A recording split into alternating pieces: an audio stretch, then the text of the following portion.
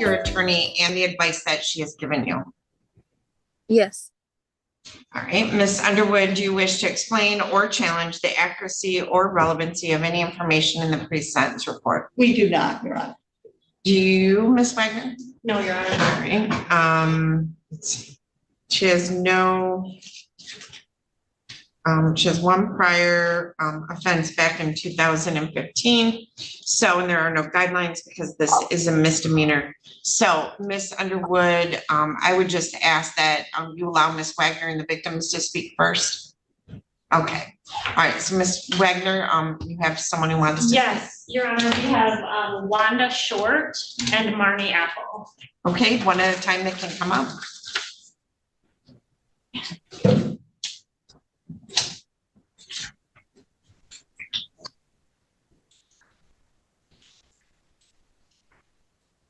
I'm just going to step up to the podium. All right. And if you could state your full name for the record. Wanda Short. How do you spell your last name? S-H-O-R-T. Okay, very good. So what would you like to say to me? I picked the kids up on the day all this happened. Listen to this, a 3-year-old calling his own mother a monster. That's not just childhood fear, that's deep psychological damage. And the sister, she's so traumatized. She can't even go to the bathroom alone anymore. This isn't just a whooping, this is abuse that's rewiring these kids' brains. Comment below. Should the mom get any leniency after this? And the first thing was Mommy and Keys whooped Reese because they beat Reese. And that Reese says he has nightmares from this now, and he speaks as to Jasmine and Keys as their monsters. And Isabel, his sister, the trauma from it onto her is she couldn't even go into a bathroom by herself anymore. Not at all. And she was never like that. She was fearless. And she will sit on the floor and hold herself until somebody would come with her.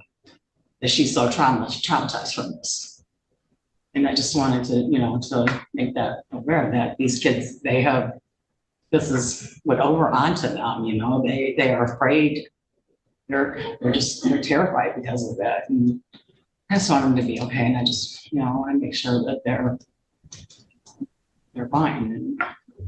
And They're in counseling. yeah, they do need, we're starting Isabel in counseling now, but yeah, they both need to be counseling, I think, yes. Have they gone to counseling before this? No, they were great, loving kids before this. No, I mean, like during the process. Oh, Isabel's been one time so far as I know, and I don't have to ask Marnie about it. Okay. But she has been, they're starting it, so she needs to be in counseling because we got to get past this, because she won't, like I said, she won't go to the bathroom by herself, and she would get up in the middle of the night and go to the bathroom by herself without a problem.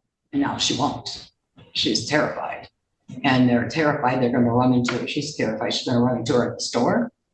And Reese, like I said, he's watching this cartoon about monsters, and he refers to her and Keys as the monsters in the TV show now. I had photos on my table of us at Chuck E. Cheese on her birthday, on Izzy's birthday, and she ripped them up and ripped her mom out and taking it to the counselor, and then drew all over it with black marker, like cut her right out of it. And I walked into the kitchen, and here these pictures are just tore up, and I was like, "Baby, what are you doing?" I don't want her in these pictures. She did not want them in. She didn't want her in them. She just tore them up, and I just think she's been really traumatized from this, and I just want them to be better. And I just think she shouldn't have to pay for what she did. I really do. She shouldn't just. I hope that they get on probation. I hope she learns from this. Definitely needs parenting classes. I think that Jasmine loves her children, but she doesn't know how to put her children first. She doesn't know how to sacrifice for her kids. You put your kids first, always, as a mother, and she's never done that. No. And I've known her since Isabel's born. So, I don't think she ever will be able to put her kids first. Well, thank you. You're welcome. Thank you for listening to me. Of course.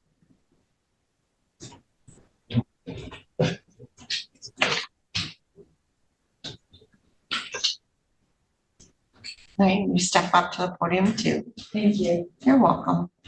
And could you start out by stating your full name? It's Margaret Apple, Spell your last name, Apple. just like it sounds. Okay. Yes. This baby is having nightmares a year later, screaming things like quit, don't stop, in his sleep. Let that sink in. The bruises fade, but the trauma, that sticks. And the mom's excuse, I didn't notice? How do you not notice your kid getting beaten so badly he pees himself in fear? The system failed these kids long before today. What's your first name? Margaret, Margaret. Thanks. I guess first and foremost, Wanda's referring to the incident with Reese happening in a bathroom. That is why Isabel is having issues with the bathroom. But from the very beginning, after this happened,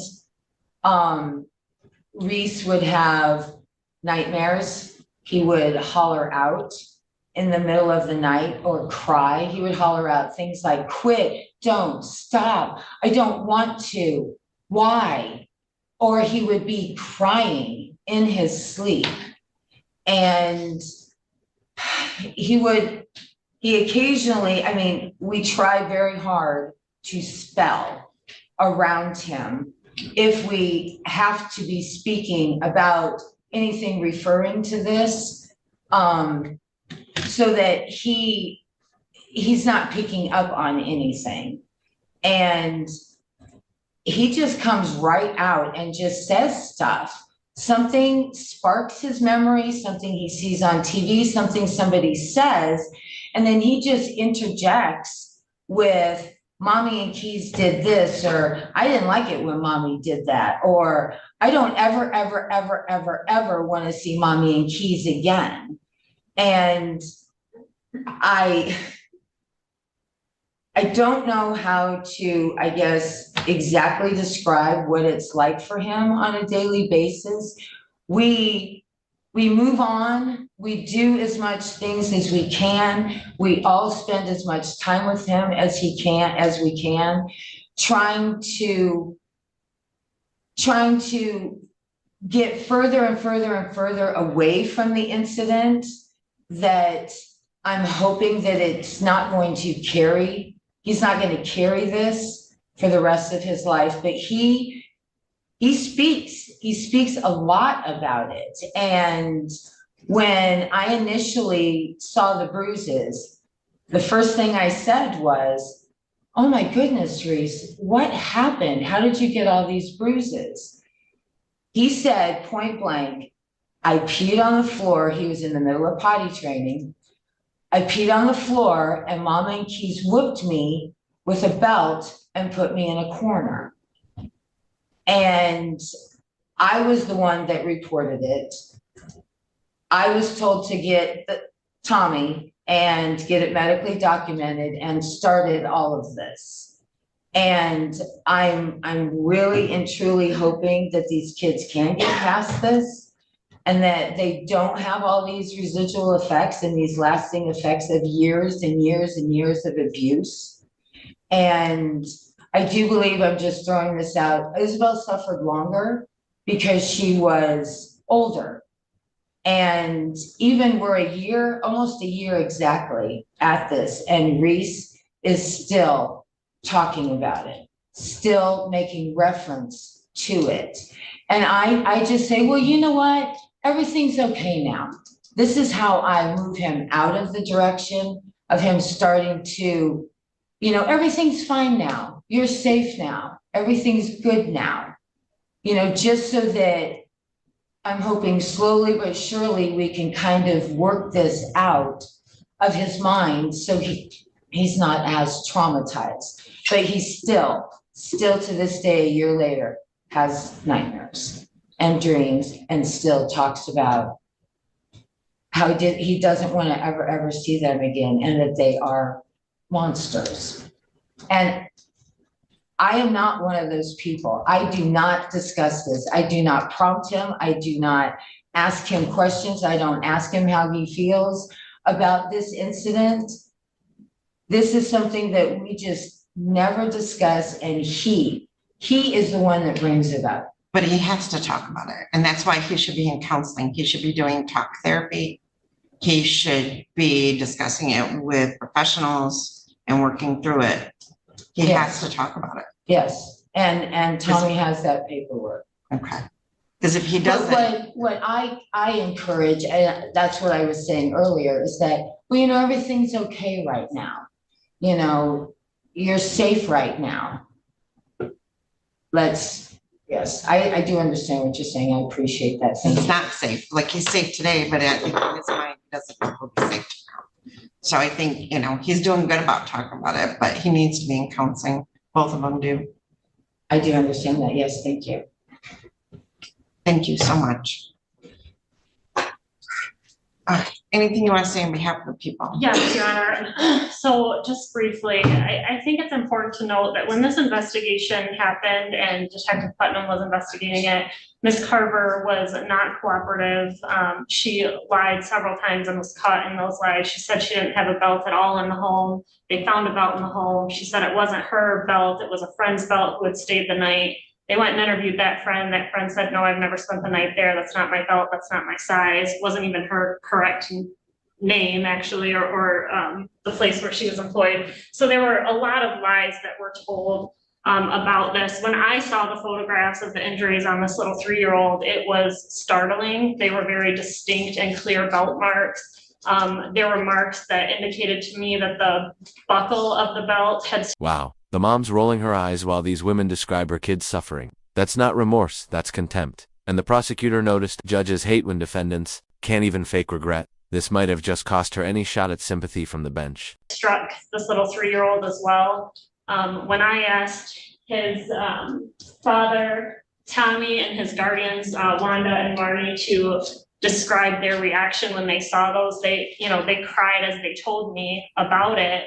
And they said their immediate reaction when they saw the marks was to cry. You're not supposed to see marks like that on a little boy's body, on a little child's body. And I guess I'm especially disheartened this morning as I look at Ms. Carver on Zoom. And I don't think that you had the benefit of seeing this because you were focusing on Marnie and Wanda as they spoke, but Ms. Carver rolled her eyes and shook her head as they spoke. And I didn't see one bit of remorse from her. And I hope that she has remorse for the injuries that were inflicted on her young child, but she didn't demonstrate that this morning as Wanda and Marnie were speaking. And I think that that's really disheartening. So I would just ask you to take all of that into consideration. Thank you, Ms. Wagner. Ms. Underwood? Your Honor. I'm sorry, I cut out there first. The first- I had very one bad moment. signal. One moment, I'll address that. Your Honor, I would like to start out by saying this is a tragedy for all concerned. Ms. Carver does not minimize in any way the damage done to her children. Ms. Carver understands that. Ms. Carver has lost custody of her children. Ms. Carver is not even allowed any parenting time with her children. She has paid a price for that. Your Honor, Ms. Carver, I believe there was an assault case with Ms. Carver as a victim with the other person who was initially charged in this. Your Honor, Ms. Carver makes no excuses, Your Honor, for her conduct. Ms. Carver told me this morning that she has been getting daily texts from anonymous people threatening her and saying really repugnant things to her. And that's, I think, why she is upset this morning. In addition to what we're doing here, Ms. Carver fully understands, Your Honor, that she has a long way to go, both as a person and to make herself, to atone for what happened here, Your Honor. We would ask that the court sentence Ms. Carver to probation with the with the provisions that the court feels comfortable. Ms. Carver does not live in the Hold up, she starts her apology by blaming the victim's family for stealing her kid's social security card. That's not accountability, that's a distraction. The judge immediately shuts her down. Pro tip, when your kids are calling you a monster, maybe skip the tax fraud accusations. county anymore. There should be no excuse for any contact between these people at all at this point. I think it may never happen, you know. But I think that we would ask the court to comply with the plea agreement in this matter, Your Honor. Ms. Carver is ready to and eager to get this bond. Ms. Carver, anything you'd like to say on your own behalf? Yes. I need this to be reminded. When I had my daughter, being my circumstances, I understood that I couldn't care for her, and I gave her to Wanda.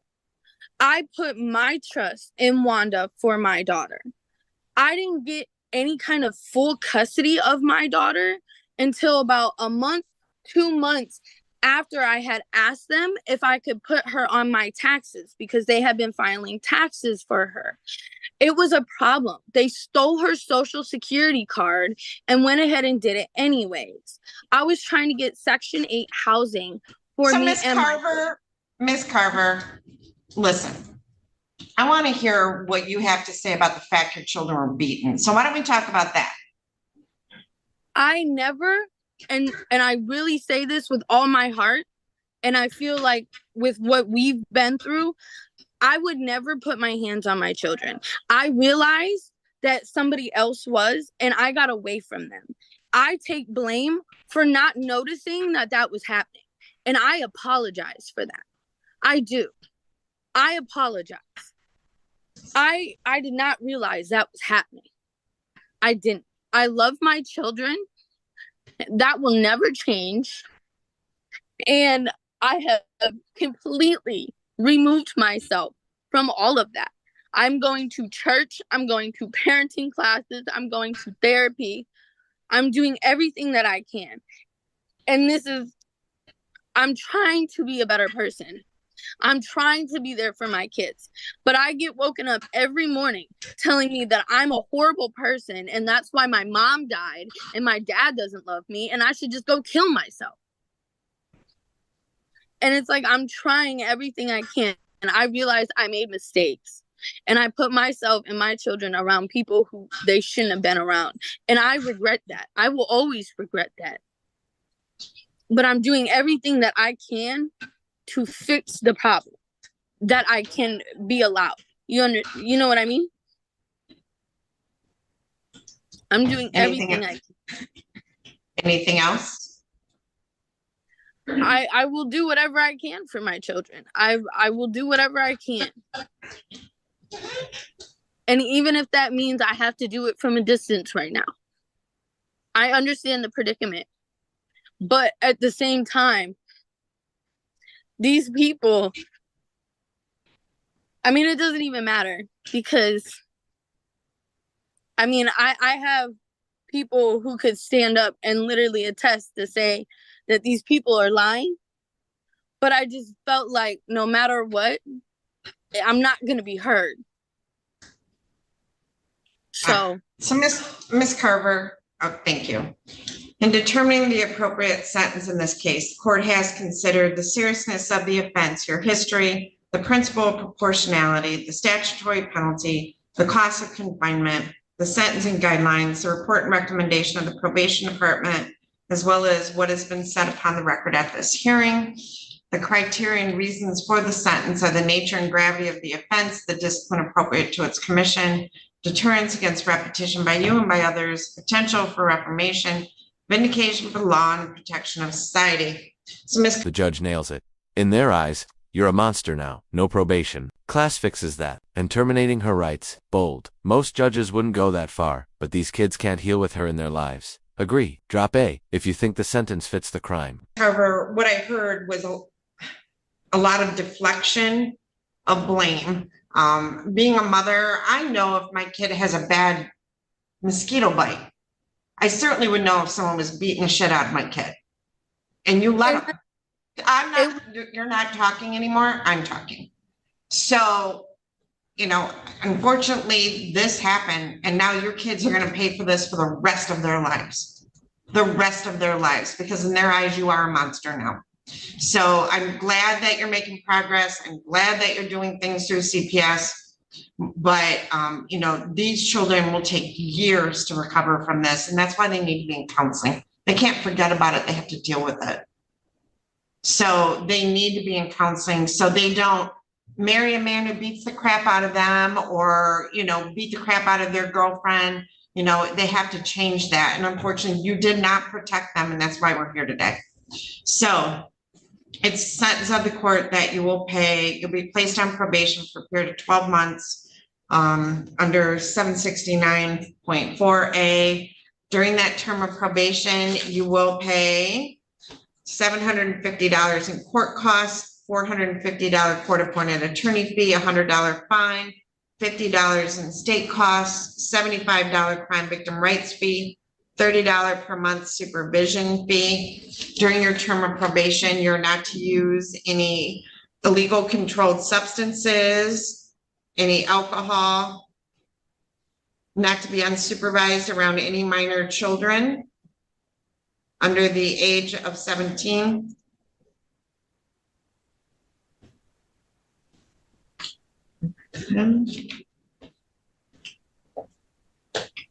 You are to maintain employment, not to commit any assaultive behavior.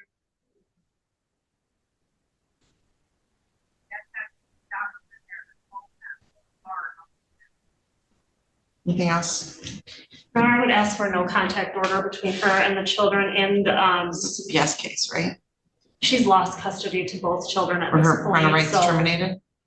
I believe so. Wait, she didn't even know her rights were terminated. That's peak denial. She's out here worried about seeing her kids again, and the judge is like, ma'am, that ship sank. This is why family court moves slow. But when it does act, it's final.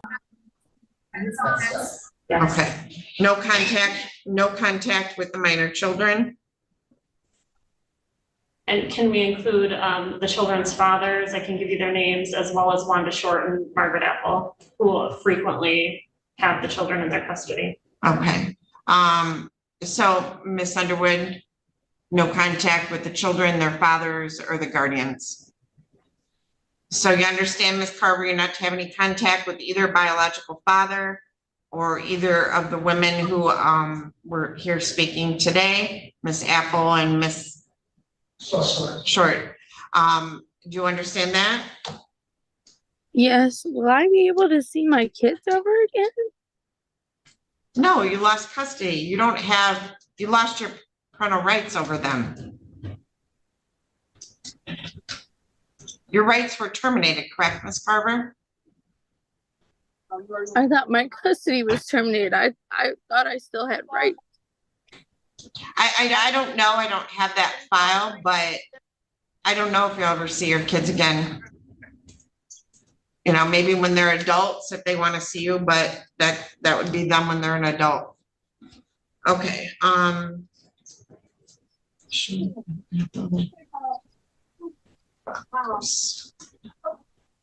okay. And, what are the father's names? Tommy Queen. All right. Okay. All right, so Miss Carver, you do have the right to appeal this sentence, and we're going to mail to you 3 copies of your notice of right to appellate review. You'll initial and date 1 copy, put it back in the self-addressed envelope and mail it back to us. The other copies are for you. And if you wish to appeal the sentence, you would fill out the information on the form and mail it to the address listed on the form within 42 days. I'm going to need you to report to the district court probation officer on July 11th, next Thursday, between 8 and 10 a.m. Do you understand that? Yes. And you also need to maintain employment. So Miss Adams, I'll need to fill out a district court. All right, so, all right, thank you. Thank you, Your Honor.